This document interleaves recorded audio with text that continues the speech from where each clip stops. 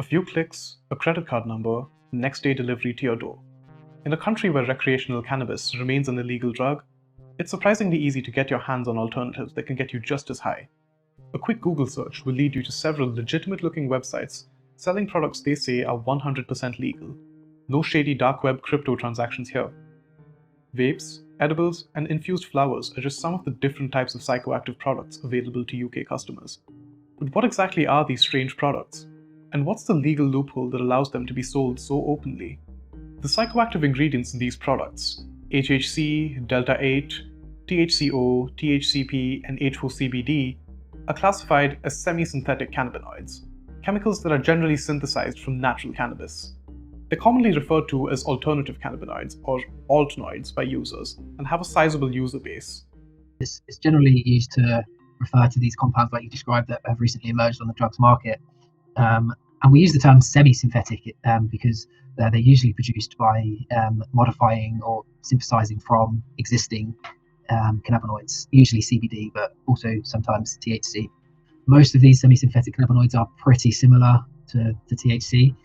They produce pretty similar effects to THC as far as we know so far from the pharmacological data. Some might have slightly less potency, some slightly higher potency, but broadly speaking, they're very similar. Reports say that most semi-synthetic cannabinoids like Delta-8, HHC, and THCP began appearing in Europe and the UK relatively recently, only becoming popular in the last 5 years or so as novel cannabis alternatives. In my view, a lot of these synthetics derive from the fact that cannabis is illegal in the UK. And I think that usually promotes people, whether they're underground chemists or whoever they are, to start producing analogues that, at the beginning of the process anyway, managed to swerve around the legislation. Some experts actually suggest that their emergence really is connected to the overproduction of CBD in recent years, and having an overabundance of that has enabled producers to sort of alter that and produce sort of new products for the drug market. The association of these products with the legal CBD industry and the side-by-side listing of altnoids alongside CBD products on these websites adds to the confusion. Websites claim that all their products are legal because they contain less than 0.2% THC, but this isn't entirely true. According to the Home Office and the Met Police, this 0.2% rule only applies to the licensed cultivation of industrial hemp, not to consumer products. So, what's really going on here? Are these products really legal like the websites say they are? The very, very simple answer is just that I know they're not. It's I think that any website that goes above and beyond its way to really try and classify its legality is always a bit of a red flag in the get-go. There technically is no legal loophole, and so if they produce a psychoactive effect, then they're technically illegal under UK drug law. We also have the Psychoactive Substances Act, which actually was implemented in 2016 in response to the emergence of so-called legal highs. And this law makes illegal any compound which has psychoactive effects. So products that are sold as Delta-8 THC or HHC technically are illegal under UK drug law. The UK's drug laws are a little confusing when it comes to these novel psychoactive substances. In a nutshell, semi-synthetic cannabinoids like these are illegal to import and sell under the Psychoactive Substances Act. The Misuse of Drugs Act, on the other hand, criminalizes the possession of cannabis and many of the THC variants of its semi-synthetic analogues like THCP and THCO. HHC and its variants, the more popular of the altnoids, are not regulated under this act. This messy legal scenario makes enforcement and control of these substances very difficult for authorities and is ripe for exploitation by dealers looking to skirt the law. I guess to a very jurisprudence-based question of legal philosophy about if a law can't be enforced, is it illegal? Because in that case, then I guess maybe they are right. If it's not an enforceable law and no one's actually going to come after them, then it technically kind of is legal. But under the writing of the law, then no, it's just definitely not. So there you have it. Semi-synthetics are not the great legal alternative they've been made out to be.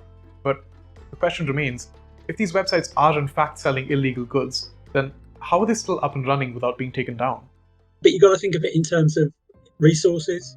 You've got to think of it, you think about shutting down websites. This is the National Crime Agency, okay? And the National Crime Agency is up to its neck in cybercrime.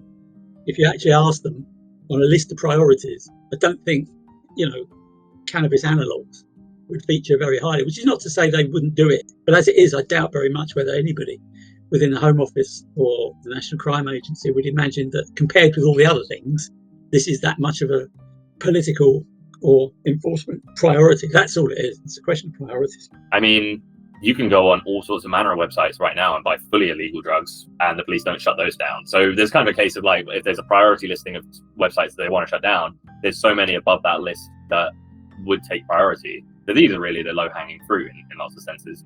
Certainly, a question you might have at this point is, are these altnoids similar to Spice and K2, the formerly legal synthetic cannabinoids that caused a public health panic in the 2010s? Semi-synthetic cannabinoids are sort of structurally and functionally pretty similar to THC, whereas synthetic cannabinoids are structurally very different, and they produce effects that are far more potent than THC, and actually produce sort of adverse effects that we really don't associate with THC. So we think of things like seizures, cardiovascular problems, cardiorespiratory problems. So there really are sort of very separate products. And I wouldn't say that the sort of the level of the risks are the same. I wouldn't call it a public health crisis or anything like it at the moment. It's just a question of the potential, whether people are rocking up to hospitals, because that's when it kind of begins to register. When you start getting hospital admissions, none of the networks that I belong to have really mentioned these semi-synthetics much at all. So, they might not be as scary as Spice, but that's a very low bar. There really hasn't been much research into the effects and potential risks of this wide spectrum of substances. A report by the UK's Advisory Council on the Misuse of Drugs highlighted several cases of poisoning and overdose from semi-synthetic cannabinoids in Europe, from side effects ranging from the standard side effects of cannabis to major respiratory, cardiovascular, and psychotic symptoms. One study cited found that certain substances can even produce toxic ketone gas when heated. With a largely unregulated market, safety just isn't assured.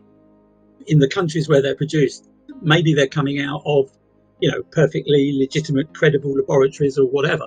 But you can bet your boots that a number of these products are not coming out from you've got to know your inorganic chemistry really well to be able to produce this. And there's a huge risk of contamination from equipment. And if you really, even if you know what you're doing there are contaminants, unless the laboratory is completely sterile, which I find hard to believe. There's going to be some big risks there for the end user, because there certainly won't be any product standards for any of this stuff. I think a big one, particularly related to cannabinoid products, is the unknown potency. There's no labelling on what concentration is in these products, and if there is, there's no certainty that it's going to be accurate. So when people are using these products without knowing sort of how potent or strong they are, it can be difficult, and it can produce some adverse effects. I spoke to Javed, an occasional user of cannabis and semi-synthetic products, who shared some of his experiences with me. I've tried THCP, Delta 8 and some others, and pretty much all of them have been unpleasant experiences in my opinion. I've blacked out for entire days from just one gummy, and it's usually a gamble when you try all this new stuff in the market, right? Because you can never really tell how strong they are going to be and how it's going to feel. There's no way to regulate exactly what's going to happen to you. They are generally a lot stronger than the normal marijuana you get, and the labels can be often vague. And I'd say that it's best to stay away from them because it's not an experience I usually chase after. The matter of unknown potency and unreliable labels raises a more pressing concern. Are you really getting what you think you're getting when you buy these products online or from vape shops? One project that we did involved an analysis of vaping products that were sold as containing semi-synthetic cannabinoids, and then after our analysis, we showed that they actually contained synthetic cannabinoids. So I would say that particularly for these vaping products and also some of like the novel confectionery-based products, that a lot of the time the products that are sold as containing cannabis are likely to contain sort of other products and potentially more harmful products. Another recent paper published by Dr. Kraft and his colleagues revealed that fully synthetic cannabinoids were found in nearly 1 in 5 vape devices seized from schools across England.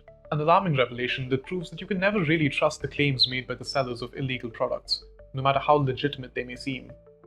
For consumers, especially younger people, the message is quite clear. You can buy these illicit products quite easily and with minimal legal consequences, if any, but you can't trust the people selling them. My general advice to young people is that if you ever see anything online that says like this is legal, you should probably be raising some alarm bells about like why does it need to say that in the first place. I'm sure there are some exceptions to that rule where it is perfectly fine, but I think generally speaking, it's probably a bit of a red flag. I think educating yourself is an important thing to do. There is a lot of good information out there about these things, but when you buy from an online vendor, it's very hard to know about this sort of stuff before it arrives.